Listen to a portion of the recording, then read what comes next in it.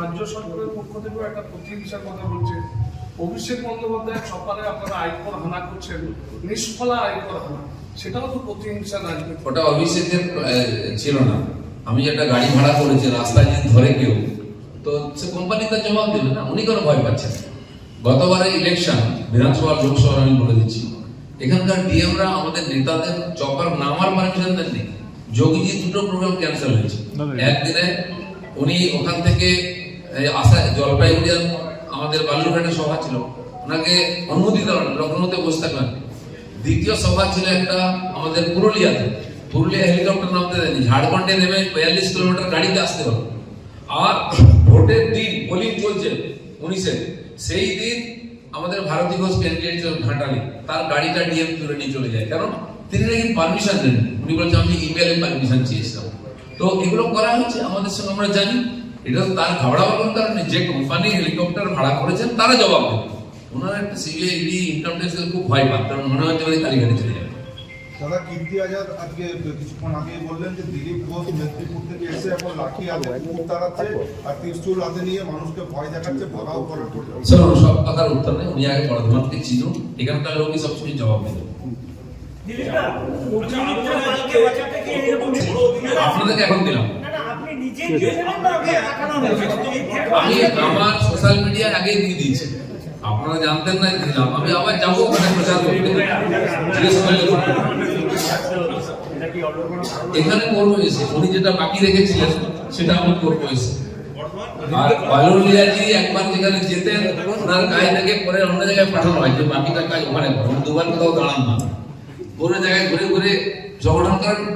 আমিও একবার এমএলএ হয়ে প্রমাণ করেছি, একবার এমপি হয়ে প্রমাণ করেছি, পার্টির ইচ্ছা যে আমি এখানেও জিততে পারবো, ওটা তো জিতবই। আচ্ছা, দুই সাংসদের থেকে জানতে চাইবো এমন কোন কাজ আপনার নির্বাচনী ক্ষেত্রে, যেহেতু আপনার এক্সটেন্ডেড মেদিনীপুর নয়, যে কাজটা খুব করার ইচ্ছে ছিল অথচ করতে পারলো না 5 বছরের টেনিওরে? ওই কাজের কোনো সীমা নেই, হতেই থাকবে কাজ।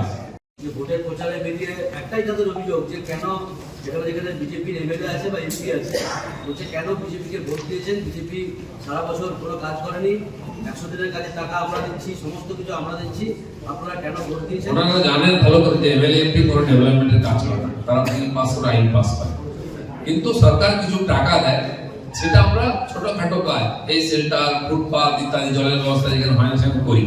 তারা সেটাকে আটকে রেখেছে বলে কই ভিডিও দেবে যাতে কাজ করতে না পারে। এবার উল্টো আপনারা জিজ্ঞেস করুন আপনাদের এমএলএ এমপিরা কি করেছে? দিল্লি তো সমস্ত ফান্ড রাজ্য সরকারকে দেয়, ডিএমকে দেয়, খরচা তাদের করার কথা, ডেভেলপমেন্ট তাদের করার কথা। আজকে কেন 100 দিনের কাজের টাকা লুট হচ্ছে?